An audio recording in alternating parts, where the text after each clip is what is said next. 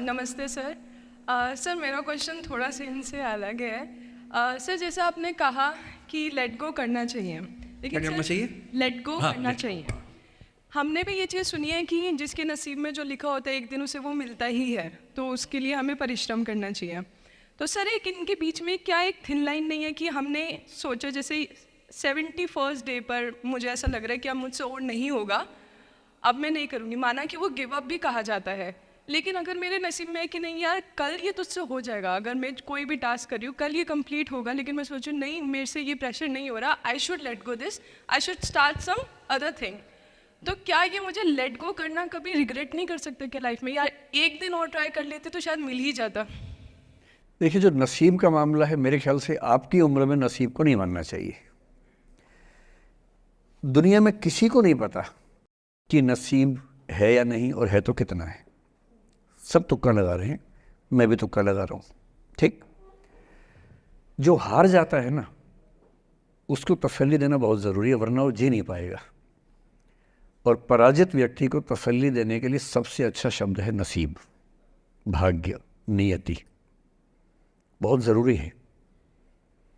और इसलिए एक उम्र के बाद गीता का सार पढ़ना बहुत ज़रूरी है। समझना पड़ता है कि सब कुछ हमारे हाथ में नहीं होता है, सच में नहीं होता है।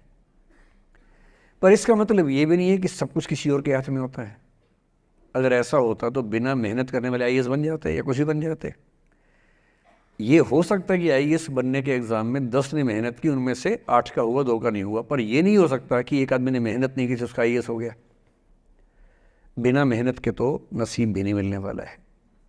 इसलिए ये मान लीजिए कि कुछ ना कुछ चीज़ें हमारे कंट्रोल में नहीं हैं, लेकिन जितना कंट्रोल में है उस पर पूरी ताकत लगाएंगे, पूरा डिसिप्लिन रखेंगे, तो हम अपनी किस्मत सबसे अच्छी लिख पाएंगे। सबसे अच्छी मतलब बाकियों से नहीं, मेरी जितनी अच्छी हो सकती है उतनी अच्छी लिख पाएंगे। और इसलिए अगर आपको लगे कि मैं नहीं कर पाऊंगी कोई काम, तो उसको गिव अप ही कहते हैं। लेट गो का मतलब तब होता है जब आप मन भर चुका है, अब उसकी ज़रूरत महसूस नहीं हो रही। जैसे आईएएस बनने की कोशिश कर रहे हैं, नहीं बन पाए, तैयारी छोड़ दी, गिव अप है। बन गए, नौकरी की, मज़ा नहीं आया, छोड़ दिया, ये लेट गो है। लेट गो करने के लिए पहले हासिल करना पड़ता है, या हासिल होने से पहले उस मनोभूमि पर पहुंचना पड़ता है जहां हासिल होने का सुख आपने महसूस कर लिया और उसमें मज़ा नहीं आया, ठीक ही है, औसत है, तब छोड़ दिया।